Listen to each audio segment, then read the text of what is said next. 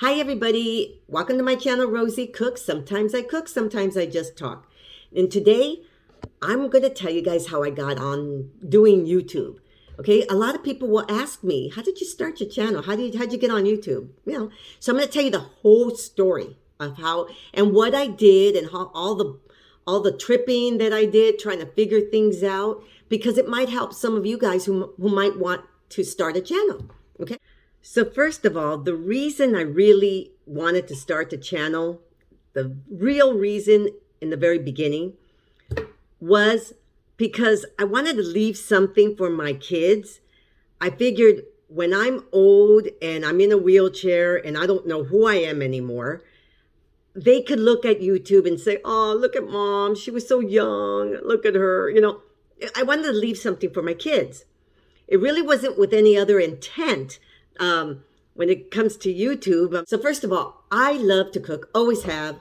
And with the invention of YouTube and the internet, I started looking up, just like everybody else, looking up recipes. But then I started, these people are not professionals. They're not Martha Stewart or Rachel Ray and backed by a big company, or like Rachel Ray is backed up by Oprah. I mean, these people on YouTube mostly are just people like you and I, just in their kitchen. And so I said, well, I could do that. I have always had no problem talking in front of people, in front of a crowd. That's not an easy thing to do. I have found out that not everybody can do that. I never had a problem doing that. I don't get stage fright in that way. I used to take drama in school and speech, because it was an easy A for me. It's just the way it was. So I said I could do that. So the first time I started doing something, I decided to put the camera there, and I had the fire on too high, and there was a lot of smoke, and I was making faces. Oh, I got this on too high. Anyway, when I played it back, I said, oh, that looks horrible. So I said, forget it. I'm not going to do this. But my husband said, why don't you try it again? I mean, it was your first time. Just try it again. A couple of weeks later, I did. I tried it again. And that time it worked out. That was the peach cobbler. And so I was talking, and my husband was playing this game, and it had this little music. And so he started playing the music in the background just so that I'd have some music. We didn't know what we were doing. Anyway, but that's a great recipe, peach cobbler. It was my very first one. Now, the way I used to do things at that time, I don't know anything about editors or anything. And I typed up the recipe on a piece of paper. And at the end of the recipe, I said, so here's the recipe. And I showed the recipe. And I had goof ups because I remember putting a 1 T instead of TSP for teaspoon. You get into habits, just shorthand. And I go, oh, that's not how you do it. So my friend said, that's not how you abbreviate teaspoon. I go, I didn't even realize I did that. Anyway, all the things that I was tripping on, right? I didn't know what I was doing. So at one point, I started kind of wondering how other people write words on their video screen, on the screen. I was wondering, how do they get music in their background? How do they do all this stuff? And then, you can Google anything. So I Googled, how do I put words on my YouTube video and on the screen? And it came up, apps, free apps. It's an editor, a video editor app, and it's free. So I said, oh, okay. So I just have to download it, and then I got to learn how to work it. And I'm not a computer person, so I had to learn how to work it and everything. And okay, so that kind of makes it easier, a little bit easier, and I could learn how to do things with my app. Okay, so then that's how I started little by little learning about the app and how to make my videos a little better. So I'm just putting up videos, and then all of a sudden, about 4 months into it, YouTube, they sent me an email, and they said, hey, your channel's doing pretty good. Some of your older videos have some high numbers. Keep up the good work. And I went, they do? Okay. So I went back and I looked at it and I go, wow, that's kind of a lot of numbers. So the way it works on you with YouTube, the way it works with YouTube, you have to get 1,000 subscribers, 1,000 people to subscribe to you. And if you do that within a 12-month period, you can apply to be monetized, which means they'll pay you for your videos. And I said, and so I'm doing my thing. And all of a sudden I go, you know what? I told my husband, I go, I think I'm going to make 1,000 people pretty soon. I'm getting really close to that. It was January 1st, 2020, the worst year possible. That is when I made 1,000 subscribers. I remember I needed 6 more. It was still early in the day. And all of a sudden I go, you know what? I think I'm going to make it. And it was like 4 o'clock in the afternoon and I made it. 1,000 subscribers and it was only 11 months. And I go, wow, I made it. Okay. Well, now what do I do? So then I looked it up and you got to apply. You got to go to YouTube and you got to give them your information and you have to give them your bank numbers and everything so that they can direct deposit you whatever you're going to get paid. Well, let me tell you guys something. In 2020, we were on lockdown. Everybody was cooking. Everybody was going on YouTube and everybody could go to the markets. The markets were never closed. The stores were, but not the markets. So my numbers were going up. I was getting a lot of subscribers and I was making a little money. And I'm like, wow, this is working out. Well, so after the lockdown was lifted and everybody went back to work and things got a little bit more normal, my numbers steadied out.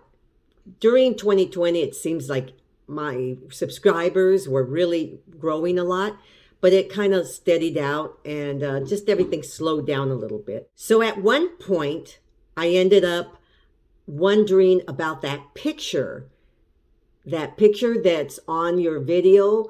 How do people have this really nice picture? I found out it's called a thumbnail. And a thumbnail is the first thing that people see when they're scrolling on YouTube. They see this picture and it describes what the video is about. And if you have a good thumbnail, it is what makes people want to click on your video. Okay, so how do you make a thumbnail? So I had to research that. And there's a whole process to that. So I had to learn that. And something that happened to me way in the beginning of when I was first doing my videos, I thought to myself, oh, some of these videos have nice music in the background. Oh, okay. So on my cable channel, I have a music station. So I thought, well, I'm going to play some music in the background and I'll be making my muffins or whatever it was I was cooking. Well, that's another thing. Then I uploaded my video and all of a sudden YouTube says, copyright notice. And I'm like, what is that? What does that mean? Copyright notice. And then it said, Kenny G owns that song. And you don't have permission to use it.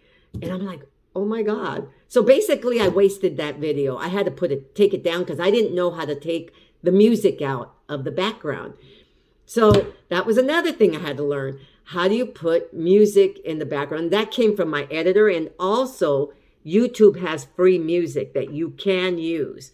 But most of these songs on the radio have copyright on them. And I still to this day don't know why you can use music on TikTok, but you can't use somebody else's music on YouTube. I don't know. Maybe it'll change eventually. But as of when I was doing that, I couldn't use copyrighted music. So there's all these things you have to learn. Then one day, a friend of mine tells me, you know what? Your videos are kind of blurry. If I put them on the phone, I see them clear. But if I put them on my computer screen, they're kind of blurry. And I said, well, why? So then I looked it up again. I Googled, why are my YouTube videos blurry? And it said HD quality is 1080 speed. Well, I looked it up, and my free editor only records at 720 speed, which is like a slower speed or something. Well, if you want HD quality, you got to pay some money. You can't, it's not going to be free. So then I had the quandary. I go, oh my, I go, well, do I really want to take this that serious? And I really thought about it, and I said, you know what? I like doing this. I'm making a little bit of money. It's fun. It keeps me busy. I'm retired. And I said, well, this is really fun for me. I'm having a good time. And I never got into it for money. And I said, well, I want my videos to look good. And so I said, well, so I bought the editor. I bought the high definition editor. And now my videos are nice quality. When you look at them, you can put them on the TV if you want, and they're crystal clear because of the quality. But I do pay money to have that editor. So along with the editor, I was having to buy tripods. I would Google how to make a good video, and there was people on YouTube who will tell you have to have a 3-point lighting system. Well, you have big lights, and they tell you about angles. There's all these things to learn about how to make a nice video. And so, yeah, I had to learn a lot. I had to learn a lot about all this stuff. So anyway, it's been frustrating at times because I'm not a computer person, but getting over that hump somehow, some way, I would look it up. I would Google. I would have to, try to figure out, and somehow, some way, with all the frustration, I've managed so far to get over every single hump that I went, every obstacle, because I'm just I'm not a real computer person. So anyway, that's how I got on YouTube, by accident, just because I wanted to leave something for my kids. That was the first reason. But then also just to keep busy, because I retired a while back. And so I started the channel 2019. And right now it's 2022. I just made 2021, 22. I just made 3 years. February 2022 was 3 years.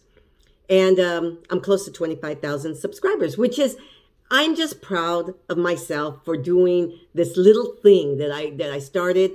And it's been so much fun. And I've met no, I haven't met them, but I've met a lot of people online that I really think are like friends. I've never met them person to person, but they're just very nice people.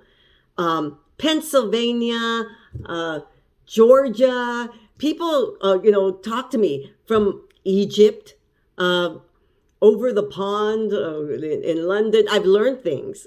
Some of my recipes, people say that it reminds them of something that their grandma used to make. And I don't know, it's just so much fun. It's so much fun. I love cooking. This is a lot of fun for me.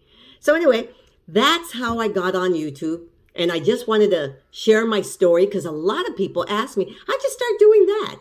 So anyway, this is a lot of fun, and that's my story. Thank you for watching, and I still cook on this channel. Sometimes I just like to tell you guys a story. All right, see you next time.